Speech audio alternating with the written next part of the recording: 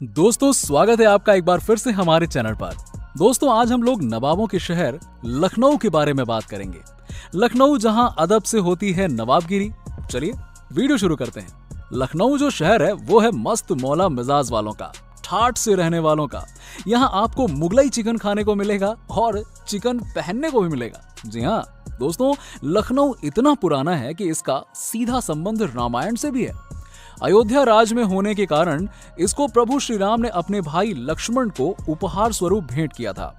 जाति, धर्म, संप्रदाय, भाषा, हर बंधनों से पूरी तरह मुक्त भविष्य की तरफ तेजी से बढ़ता हुआ आज लखनऊ में क्या नहीं है, और जो नहीं है वो आने वाले समय में तो हो ही जाएगा।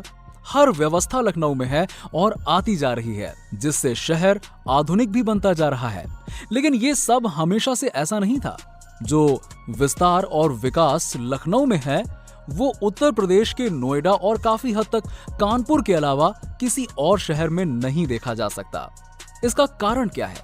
और जब भी आप वजह जानना चाहते हैं तो इतिहास में पीछे लौटना ही पड़ता है, और जब इतिहास आपको संतुष्ट नहीं कर पाता तब यात्रा आपको पौराणिक काल तक ले जाती है।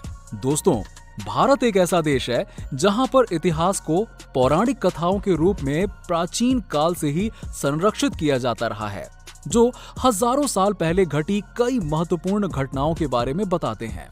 भले ही उनकी सत्ता को लेकर कई विवाद हों, लेकिन किसी जगह के नाम का बदला जाना एक ऐसी घटना है जिसे इतिहास में हमेशा दर्ज किया जाता है। लखनऊ नाम कैसे पड़ा, इसे समझने के लिए हमें पौराणिक घटनाओं का जिक्र करना ही पड़ेगा। अयोध्या राजधानी थी कौशल प्रदेश की, जहां रामराज की स्थापना हो चुकी थी। यहां से 130 किलोमीटर दूर आदि गंगा कही जाने वाली गोमती नदी के किनारे ऋषि मुनियों का आश्रम हुआ करता था।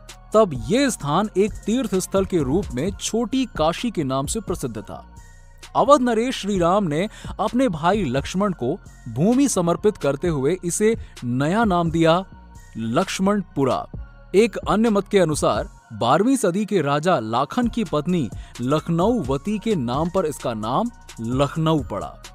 8वीं सदी में जब इसे अवध की राजधानी के रूप में नवाबों के द्वारा चुना गया, तब इसका पूरा नामांकन हुआ लखनऊ।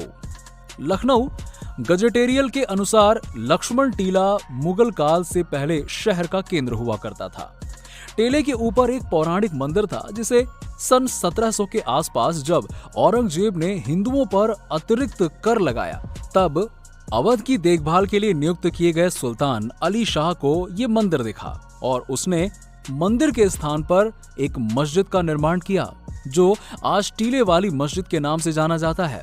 इस टीले पर शाह पीर मोहम्मद की मृत्यु हुई थी, जिसके बाद इसे शाह पीर मोहम्मद का टीला कहा जाने लगा। इसकी लंबाई 200 मीटर और ऊंचाई लगभग 120 मीटर है। अवध की वो भूमि जहां पर पौराणिक काल में प्रथम सूर्यवंशी राजा मधु, सत्यवादी राजा हरिश्चंद्र, भागीरथ सम्राट रघु, जिसके बाद सूर्यवंशी को रघुवंश कहा जाने लगा, राजा दशरथ, श्री राम, उनके पुत्र कुश जैसे सूर्यवंशी राजाओं का आधिपत्य रहा। उसके बाद प्राचीन भारत में नंदवंश, मौर्य वंश के चंद्रगुप्त और उसके पौधे चक्रवर्ती सम्राट अशोक, गुप्त वंश में विक्रमादित्य, मध्यकालीन लगाते अधिक खिलजी तुगलक, लोधी और अंत में मुगलों और अंग्रेजों के अधीन हो चुका था। यहाँ की भाषा में संस्कृत के बाद हिंदी से उर्दू। मुगल शासकों ने जब दिल्ली को अपनी सल्तनत की राजधानी बनाया तो सुदूर प्रांतों पर नियंत्रण स्थापित करने के लिए वहां नवाबों की नियुक्ति की गई। मुगल काल में अवध प्रांत की राजधानी थी फैजाबाद। सन 1775 में अवध के तीसरे नवाब सुजाउद्दौला के मृत्यु के बाद चौथे नवाब असफुद्दौला ने लखनऊ को अवध की राजधानी के रूप में चुना। उस काल में गोमती नदी के किनारे बसा ये क्षेत्र मंदिर, आश्रम एवं कृषि योग्य भूमि से शोभायमान था। एक तीर्थ स्थल के रूप में यहाँ काफी संख्या में लोगों का आवागमन होता रहता था। इसीलिए नई राजधानी के रूप में ये जगह पूरी तरह से उपयुक्त थी। उस दिल्ली में मुगलों का बादशाह था शाह आलम द्वितीय, जिसके हाथों से धीरे धीरे मुगल साम्राज्य की बागडोर सरकते हुए अंग्रेजों के हाथों में जा रही थी। इसीलिए नवाबों पर अंग्रेजों का ही अधिक नियंत्रण था। सन 1784 में नवाब आसिफुद्दौला के कार्यकाल में भयानक अकाल पड़ा। लोग बेरोजगार हो गए, रोजी रोटी के लिए तरसने लगे। तब उनको राहत देने के लिए बड़ा इमामबाड़ा रूमी दरवाजे के निर्माण की नींव डाली गई। 22,000 लोगों को इस निर्माण कार्य से रोजगार मिल गया। कई लोग ऐसा मानते हैं कि आसिफुद्दौला ने अपने खजाने को सुरक्षित रखने के लिए इमामबाड़े के ठीक नीचे विशाल तहखाना बनवाया था, जिस तक पहुंचने का रास्ता इमामबाड़ा के ठीक ऊपर बने भूल भुलैये से होकर जाता है।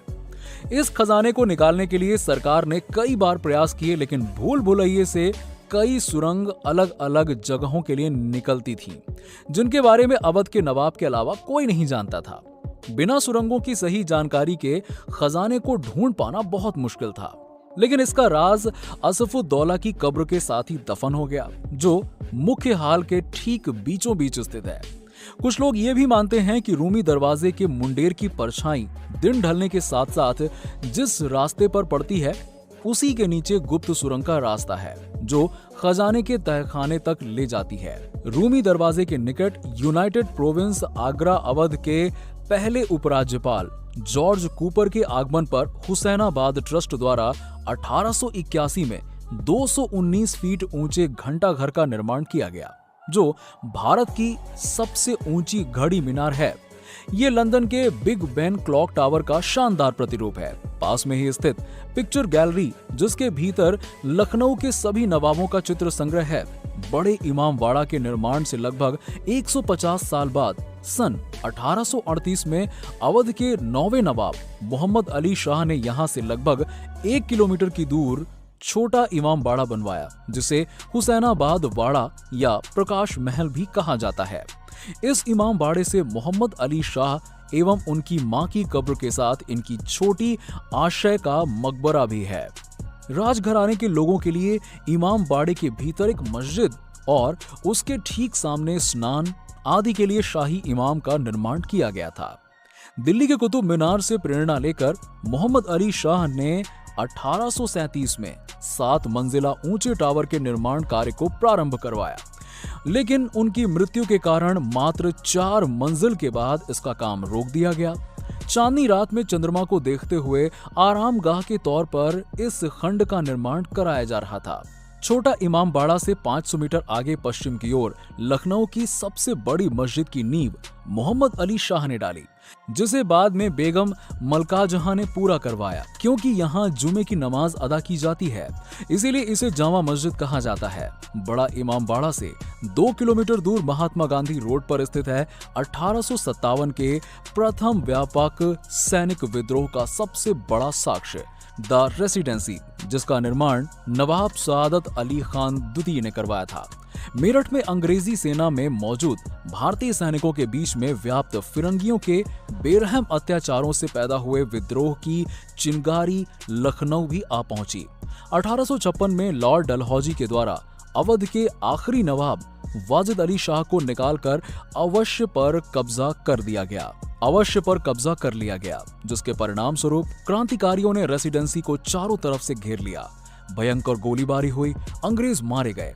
उस दौर का शानदार रेसिडेंसी इस हमले के बाद पूरी तरह से खंडहर बन चुका था। गोलियों और तोपों के निशान आज भी यहाँ देखे जा सकते हैं। 140 दिनों तक चली घेराबंदी में लगभग 2000 पुरुष, औरतें, बच्चे इस गदर के शिकार हुए, जिनके शरीर रेसिडेंसी में बने कब्रिस्तान के नीचे दफन हैं। इसके अलावा लखनऊ में कई ऐतिहासिक इमारतें व प्रमुख स्थान हैं, जैसे छतर मंजिल, जो 1857 के विद्रोह में क्रांतिकारियों का मुख्य गढ़ बना, शहादत अली खान का मकबरा, बेगम हजरत महल पार्क, सफेद बारादरी, शाह नफज इमामबाड़ा, सिकंदर बाग, मां चंद्रिका देवी मंदिर, मनकामेश्वर मंदिर, श्री रामकृष्ण मठ, शहीद स्मारक आदि बहुत सारे ऐसे स्थान हैं जिनको एक वीडियो में समेट पाना संभव नहीं है।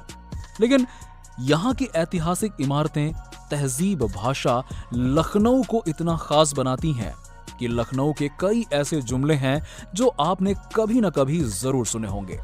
जी हाँ, पहले आपकी मर्जी, फरमाइए, तशरीफ लाइए, बड़े दिनों बाद आना हुआ और सब खैर तो है, खुदा आपको लंबी उम्र बख्शे, और भी बहुत है।